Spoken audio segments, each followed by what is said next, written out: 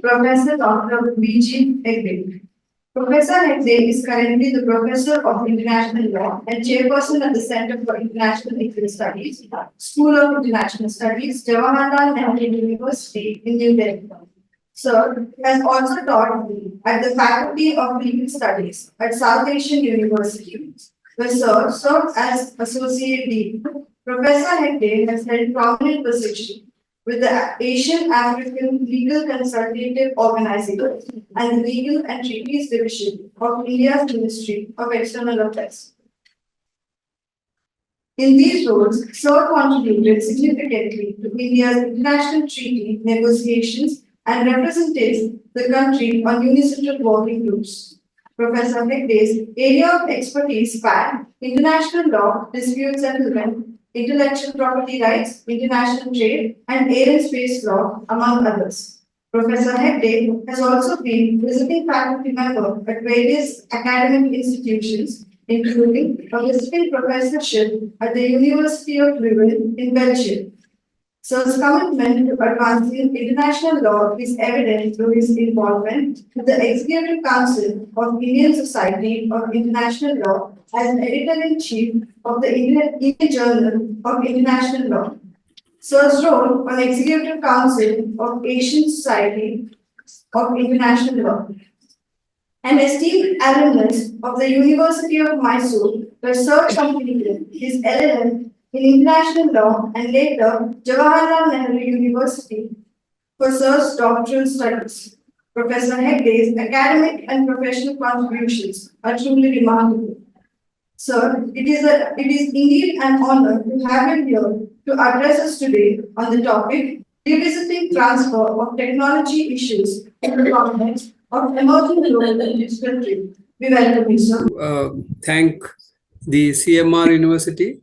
Particularly Professor T.R. Subramania and also Professor Raghavendra, Honorable Vice Chancellor of the University, and also the Dean of the Law School, Professor Paneshwaran, and all the other colleagues who have made it possible for me to join in this particular meeting, in the seminar.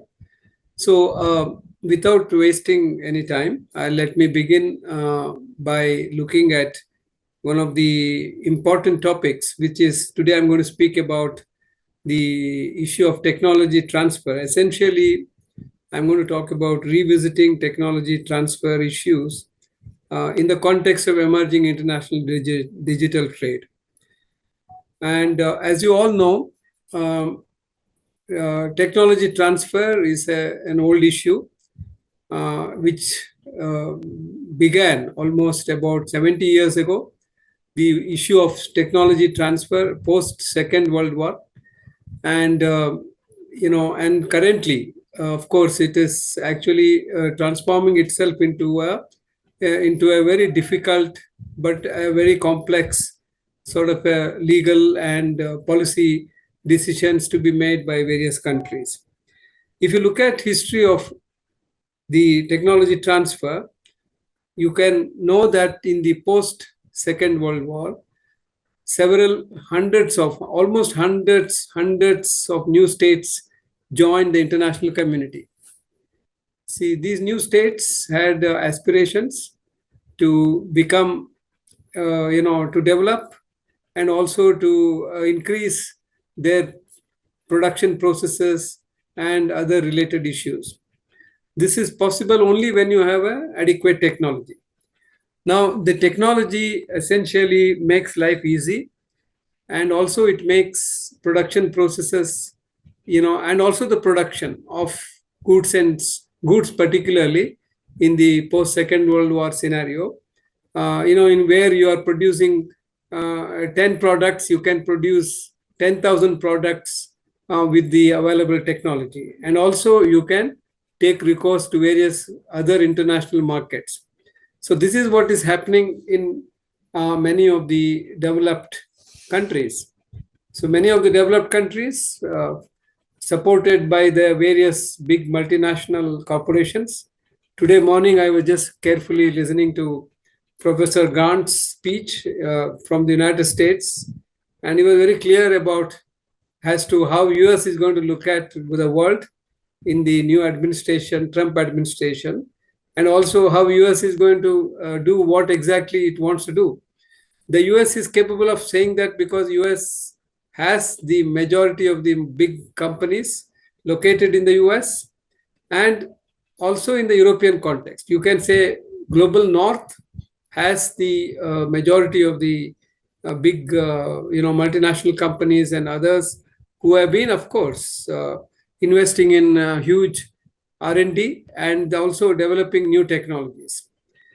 And these new technologies, of course, have to be, they use it, but at the same time, given the kind of production processes now in the context of globalization has been taking place, he also referred to, if I can remember, that there are various uh, countries from where the production and related related goods and services happen at a much cheaper rate. So this is called what in international trade law as theory of comparative advantage. Under the theory of comparative advantage, it is always advantageous for a country to import goods from another country where it is produced in most cheaply. You may not be able to produce those goods in X country or Y country, including United States. United States imports many of these goods from other countries, including Southeast Asia, South Asia, because it's much cheaper than producing it in the United States. It makes a lot of sense. So, and when you have enough proper technology, and when you have the global value chains now, which are now being there in various Southeast Asia and South Asian countries, and they produce goods at a very comparatively cheaper rates because of labor, because of raw materials, because of other resources that are available in these countries. So it makes sense for countries to import where they don't have that kind of a comparative advantage. But at the same time, it is also good for those countries like United States or European Union, etc., to export or to provide necessary technology to these countries so that they can actually help in producing these goods at a cheaper rate. So there must be this is the era of globalization. Obviously, the era of globalization, you actually should use the different kinds of services or the goods production processes available in various countries, because certain countries have resources and which could be actually produced with labor which is available with skilled labor, particularly when you are talking about technology, you need skilled labor. Technology cannot be if there is a country or there is a region where you don't have skilled labor, the technology will not be useful because they may not be able to operate the technology. There are complex factors. So post Second World War, I just briefly mentioned for about few minutes, maybe very concisely, about the history of technology transfer. See, now in the post Second World War, I mentioned that in the context of decolonization, almost 100 plus new states became part of international community. That changed the entire global scenario. The General Agreement on Tariffs and Trade came into existence in 1948, and with a view to bring down tariffs. Tariffs which were created by countries post Second World War, high tariff walls were there, and gradually these tariffs are essentially duties imposed by countries on the products which are being imported into their territory, so that they become comparatively competitive with the domestic products of that country. For example, if India is importing, or if somebody is exporting certain products to India, India might actually decide to put duties on these products so that they become comparatively competitive with or comparatively to help the domestic production. Otherwise, what would happen is many of the domestic industries might close down, because the kind of products which come into India at a cheaper rate, at a high quality, then nobody might buy the Indian products. So that's why, tariffs are very important for the country. Sometimes tariffs are high, sometimes tariffs are low. depending upon the kind of products you are actually looking at. So in the Second World War, post-Second World War, most of the developed countries, including United States, have very high tariffs actually. The General Agreement on Tariffs and Trade, the United States did not join precisely in 1948, saying that particularly the United States Congress said this is not in their interest. And they did not join in order to accommodate US, because at that point of time, United States was almost comprising of 40% of the global trade, nearly 30 to 40% of the global trade had to be there because that was the big elephant in the room. So they decided that they wouldn't actually go for a complete creation of a what is called as General Agreement on Tariffs and Trade. They created what is termed as a temporary arrangement, which is the General Agreement on Tariffs and Trade. Basically, if you look at the text of the GATT is a temporary arrangement in only to bring down tariffs, although negotiations were held in Cuba, in Havana. It's called Havana Charter for nearly 3 years, but they couldn't actually bring that particular charter into force. So if you look at the GATT articles, which are part of the current World Trade Organization documents, agreements also, so you will see that there are about 35 articles which actually set down the rules of the trade. So this was the history of the General Agreement on Tariffs and Trade. So technology transfer was not part of this particular General Agreement on Tariffs and Trade.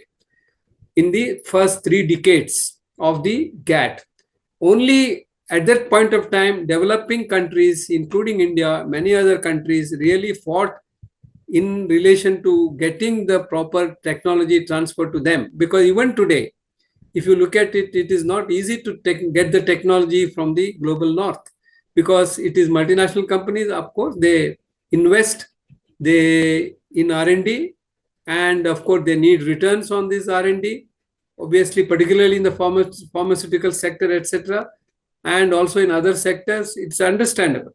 But at the same time, unless they do provide this kind of technologies to these countries, how can you actually produce goods at a comparatively cheaper prices? That was the sort of a dilemma that existed.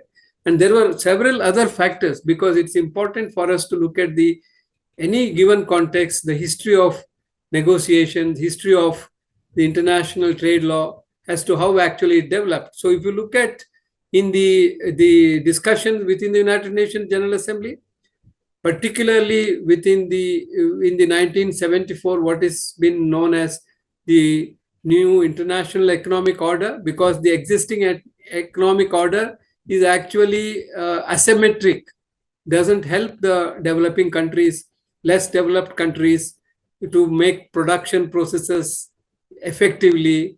Only they were actually exporting raw materials or agricultural products. How to bring the industrial products for export, etc., were the key questions, because the existing international economic order was skewed to the developmental projects of the developing countries. So they came out with a General Assembly adopted a new international economic order, wherein, if you see, this document is available on the net. Exactly, they discussed the kind of problems that existed in the context of transfer of technology. Now, this transfer of technology till 1980s was about goods, tangible goods. Today, we have moved from tangible goods to intangible goods, actually. It happened in the 1980s. 1980s, the GATT Tokyo round of negotiations. GATT used to meet in different rounds where they would bring down tariffs. For the first time, you see that in the Tokyo round, actually, they brought in many issues which were actually outside the scope of the GATT. And they decided from 1980 up to 1986, when the Uruguay round was negotiated, which is the most ninth round of the GATT, to bring down tariffs. But actually, they introduced 3 new areas, which included what we now known as trade-related aspects of intellectual property rights, services, and investment. These 3 new topics were included, which are intangibles, actually. Now, in the 1986 Uruguay round of negotiations, after much I don't want to get into the history too much, but trade-related aspects of intellectual property rights was negotiated. An agreement was concluded, wherein for the first time, in order to keep the interests of the United States and other countries, they decided to define intellectual property rights. Intellectual property rights, you know, all of you must be studying intellectual property rights, which includes bundle of other rights like patents, copyright, trademark, trade secrets, geographical indications, and things like that. So these bundle of rights, which were created in the context of trade-related aspects of intellectual property rights, was brought into the General Agreement on Tariffs and Trade. General Agreement on Tariffs and Trade had no mandate to do that actually, but it was brought in precisely for two reasons. In the 1980s, first thing you should know, we are talking about technology. Technology is not a sort of a monolith or a sort of thing which actually remains the same. It's always flowing actually. Technology keeps changing. In the 1980s, you realize that there were technology which we used to think today, we are of course using laptops, we are using mobiles, we are using all kinds of things. The first computer, supercomputer, whatever computer we are using today as laptops were put in a big room. So now by using or developing technology today, what a big computer in a big room could do, our laptops can do, because you have brought in integrated circuits, you developed various other microchips and other technologies which can be encapsulated in a very small chips. Today we are talking about chips. In India, the current the Modi administration is trying to develop new chips in India, because chips are not produced in India. China is actually doing it because it's more comparatively cheaper, advantageous to do that. So you have to create conditions in countries like us in order to produce these kind of chips. So that's the kind of effort is still going on. But in 1980s, this kind of a technology started getting smaller, and it became easier to copy technology, because in case if you get a microchip or a integrated circuit, you can simply take a photo of the chips, then you know the circuits, then you can actually use it for your purpose. Anybody can copy and anybody can. There was this what is called as counterfeiting was possible. So that's the reason why it was argued. Of course, on the pharmaceutical sector, that was a big area where they thought counterfeiting is happening. So countries are, India, for example, because of its very active patent act, could able to bring in new kinds of generic medicines, etc. So there is a whole lot of competitive sort of trade that happened at that point of time. Then these particular technologies became very opaque. Developed countries, particularly United States and European countries, multinational companies, of those countries at that point of time. Cinematography, for example, you can copy the films, and you may not be aware of those developments, but this is the video recordings, etc. The photocopying came in that point of time. So everything became, technology keeps changing, starting from there is a whole literature available on how technology has actually changed our lives since 19th century up to now. Now in the 80s, that's why trade-related aspects of intellectual property rights were brought in, because countries, one way of getting technology was not forthcoming to developing countries, because multinational companies would rather put in conditions which are not possible to be fulfilled by many of these developing countries. One is the cost of acquiring technology is very high. Many countries may not be able to afford to pay that much of a cost for the technology. All this was happening. So in that case, in that scenario, the countries like India, Canada, many countries, almost 100 countries, as per the 88 countries at that point of time in the 1990s, created legislations which are amenable to get more technology into them through patenting, through patent legislations.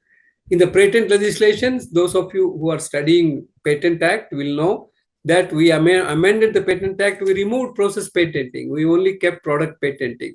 All this happened in the context of TRIPS agreement, because the TRIPS agreement required that it's a mandatory agreement. It says it shall be implemented. if you look at the language of the TRIPS agreement, it defines for the first time what is a patent, what is a copyright, what is a geographical indication. And we had no legislation. Many developing countries, including India, actually did not have a legislation on GIs. And we did not have legislation on many of the different, IP, products at that point of time.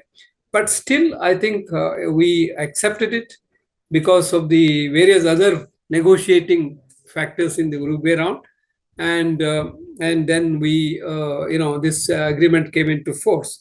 So now this is where patent is one area, I'm sure all of you know, where patent is the one which actually look at technology, not copyright, not trademark. Each one of these intellectual property rights are very different. Patent is the one which actually could able to bring in technology comes in. Yes, what I'm saying is, if you look at somebody is taking a particular patent protection on a particular technology, that particular technology will have to be specification. They have to specify how it should be done. That specification is kept in the patent office. So to that extent, you have a technology which is there in your patent office. Today, Indian patent office is quite well advanced. There are so many patent applications, specifications granted, but technology is sealed and kept in the patent office. But they can't be locally worked. Unless you locally work a particular patent technology, then how will it reach the people actually? So that was the problem. Local working is a problem, and local working has a long history. Again, 18th, 19th century in the European context, and also in the Asian context as well. That history needs to be looked at very carefully.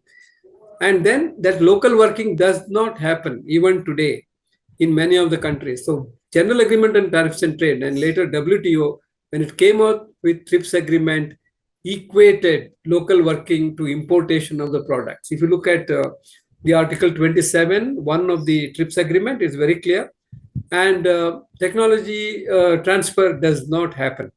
So because they think that in case if you can't meet the requirements of the market, you can actually import it from other countries. Importation is like, for example, give a very simple example, it's like getting a food from outside the market through Zomato or something and then eat in the house.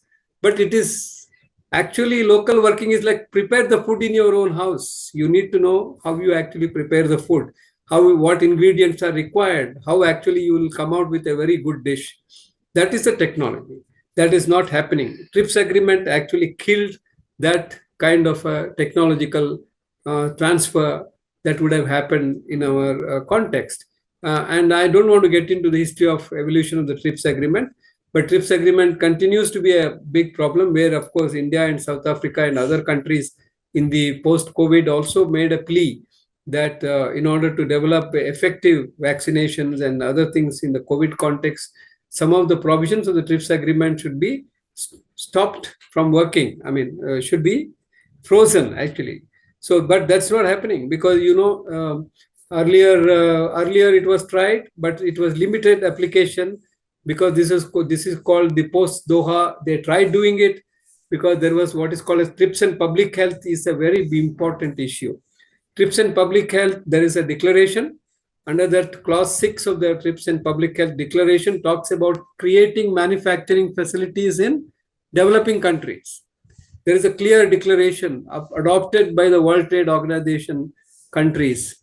And that para 6 of the TRIPS and public health declaration, creating a manufacturing facilities has not happened because of various kinds of sort of impediments that were actually through a language which were placed, and it has become a problem. I think we should carefully look at the negotiating history of the TRIPS agreement in order to understand what are the kinds of problems which exist with regard to technology transfer.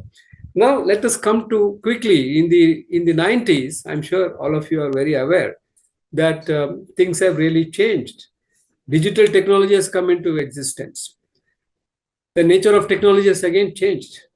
Now, digital technology actually has brought in the subject matter of regulation of technology has changed. For example, when we are talking about financial services, today most of us use banking services. We do it through our mobiles, we do it through our computers, and all over the world. Of course, internet is used. ICT is an important, information technology is an important area, and all countries, including trade, happens through a digital trade. Way back in 1998, even 96, the United Nations Commission on International Trade Law started working on a topic called e-contracting. E-contracting, not even all agreements, as you know, in contract law, it's in the written agreement. But here you can do a contract through e-contracting for the first time.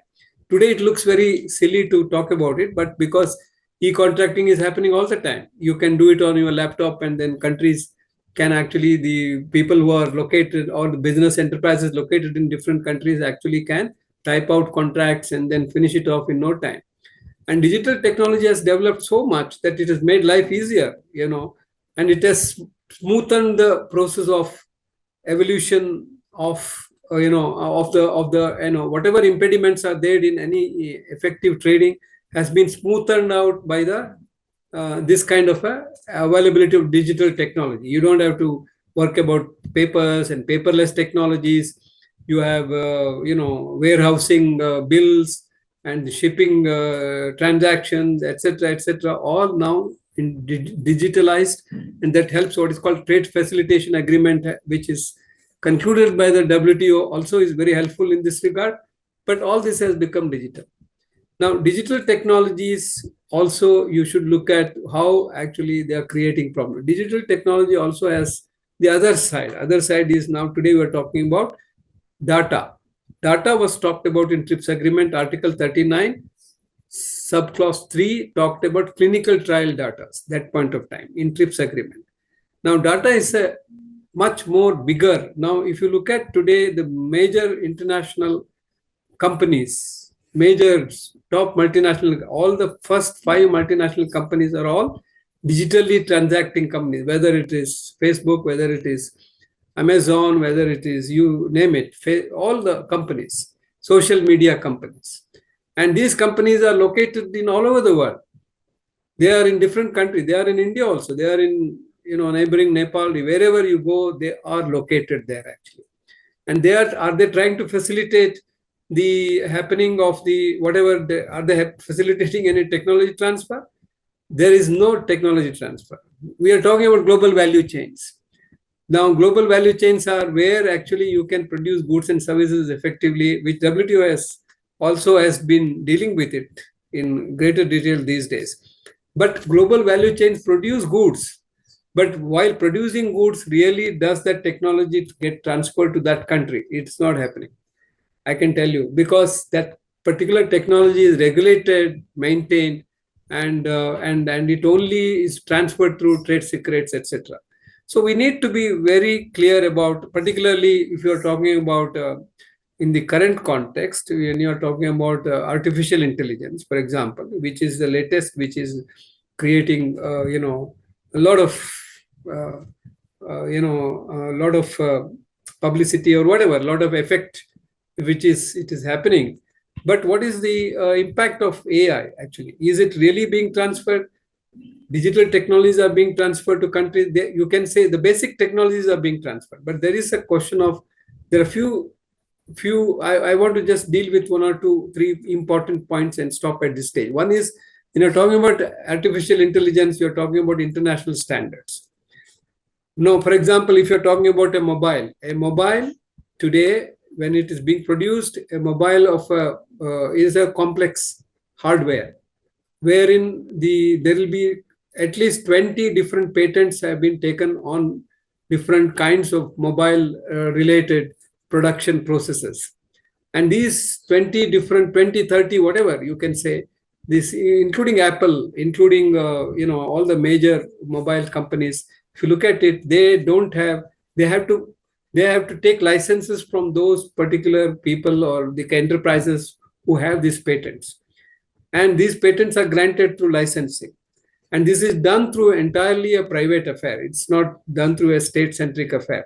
where these standards are left. There is international standards have been created through a more informal processes, which is called through a fair and reasonable and non-discriminatory use of these licenses have been actually worked out, and this FRAND sort of a licensing is happening through, because in order to create a, why is so difficult to create a mobile or to put a manufacturing unit in India or elsewhere? It is because technology has to be transferred through licensing. So that is more difficult actually, because multinational companies and other important ones, I agree, because they also need to recoup their R&D. But how long you are going to recoup your R&D? You need to transfer your technology at a given point of time, because here comes the role of a state. So you have a territoriality of the state. For example, India has Information Technology Act. India has several other enactments, policies. We have our patent office. I mean, similarly, all the other countries also have the same things. So obviously, this domestic regulatory framework is very important for the purpose of transferring digital technology, and it's not easy to actually adhere to the international standard. These international standards actually decide how technology will be transferred in the digital age. That's number one. Number two, competition policy. Competition policies are not a new thing. Last 20-25 years, competition policy is there. India has a competition act. But even competition policy, it is still, idea of competition policy is to see that there are no monopolies which are created. But today you have monopolies which are created, which is not in the interest of the several countries, including our own consumers and workers actually. Now, because you have consumers located in different parts of the world, maybe production is taking place in one country, but consumers are in different parts of the world, and workforce is also in different parts of the world. You don't have to be in United States to produce a particular digital technology. You are sitting in India. I'm sure you know different parts of the Indian cities, including Bangalore, where lakhs of people are sitting and then producing digital technologies, handling the US economy, handling the European economy, handling the financial services, etc. But there is the WTO rules are skewed against them actually. You can't have labor which can go to them. There is already, there is already this kind of a problem of, finally, because the visa requirements, etc., are sovereign functions. Countries will decide who will come in, how labor is going to work, etc. This is another problem actually. So you want to use the cheap labor in other countries and use the technology manufactured by them or data created by them, and at the same time you will not allow them to enter into your territory, get the benefits which you want to take actually. So I'm putting it, so legally this is going to become a big problem in future. AI is going to create number of these kinds of questions. Artificial intelligence in the digital context, which has already happened, and we all know that this is going to become a problem in the, and there is no technology transfer happening in relation to it, because most of the multinational companies, when they actually are located, or when they actually come to you, they don't share the source code or even the algorithms which actually they create. These are not shared at all, because if these are shared, then actually a competitive product can be created in the digital technology. This is very important. So this is one scenario. But at the same time, I want to come to a very another scenario and actually close my talk. The other one is, which actually is not discussed much, because this is not important, they think. But at the same time, you have biodiversity resources, genetic resources, traditional knowledge system, traditional cultural expressions. These contain, see, for example, the repository of genetic resources is most important to create what is termed as the new biotechnological invention. Where do they come from? They come from majority from developing countries. Look at Amazon forests, look at Indonesia, or look at Himalayas. They contain huge genetic resources. Today, in the Law of the Sea Convention, you have what is called as biodiversity beyond national jurisdiction. A treaty has been concluded just a year ago, where biodiversity resources are there in the seabed. How to use it? Which countries can be used? There is this principle of common heritage of mankind. And we don't have common heritage of mankind because technology cannot be, nobody wants to transfer technology. Then where is the question of common heritage of mankind? So technology should be used in the benefit of the entire mankind. That is what many scholars are actually today arguing it out. Because technology is no, there is no boundary for digital technology. Because these boundaries create a lot of jurisdictional issues. Where is the server, who is actually creating a criminal offense, who is sending what. So these are entirely another area which falls into public international and private international areas. So there are a number of problems. So when you have biodiversity related matters or even genetic resources, traditional cultural expression, traditional knowledge, some of them are not protected by intellectual property rights because they are not amenable to proper definition. They are in the public domain. So there is a problem with the entire definitional aspects of intellectual property rights. When you cannot protect, at least they are registered. And who are the owners of this particular rights actually? Can you actually take a particular song or a particular art form and then and AIs are creating this? About generative AIs, how generative AIs are actually collaging all kinds of creative arts which are available in different parts of the world, particularly from the from the tribal and other communities, and creating a collage where nobody can actually go against them. Enforcement is a big problem.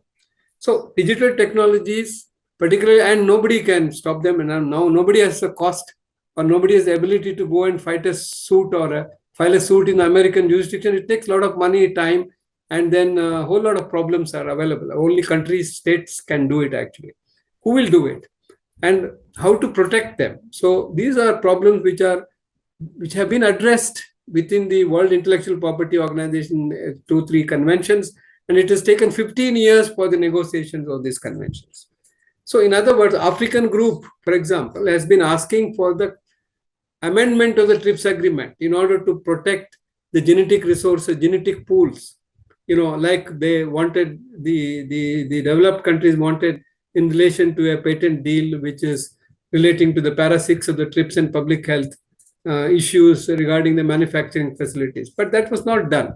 So in my view, I just end by saying that I have touched upon many issues. Of course, I have many things to say, but I'll stop at this. But because you have climate change technologies, nobody is transferring.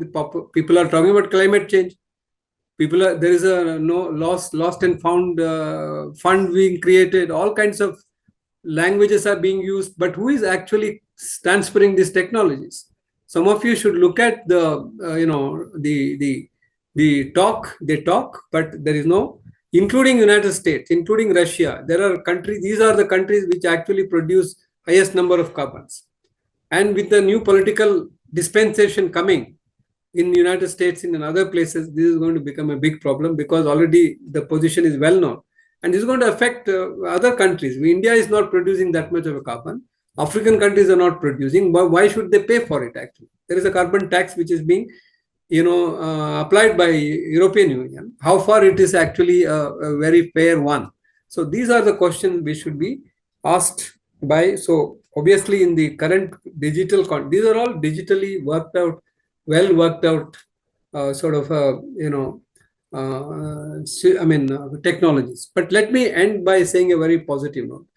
I think majority of the developing countries are catching up, including China, India, and many other countries are catching up. Hopefully, in the next few decades, I think there is going to be, and then goalposts will be changed. That's the problem. I think as students of law, as students of international law in particular, international trade law in particular, we need to study these aspects from the place where we are actually. We need to understand these things. We need to understand the historical development. We need to understand the implication which is likely to create, and a whole lot of literature is being produced, and we need to critically examine these issues. Then only it is possible for us to to look at. That's why I called my talk as revisiting technology transfer. It's not a new topic, it's an old topic, but now it has come into a new form. So we need to revisit, look at this, and put the counter views to the kind of arguments which are being made by the, some of the, as a globally known scholarships. We need to challenge some of these things. So with this, I thank once again the CMR University and all my colleagues, particularly Professor Subramania and others, for giving me an opportunity to share my views.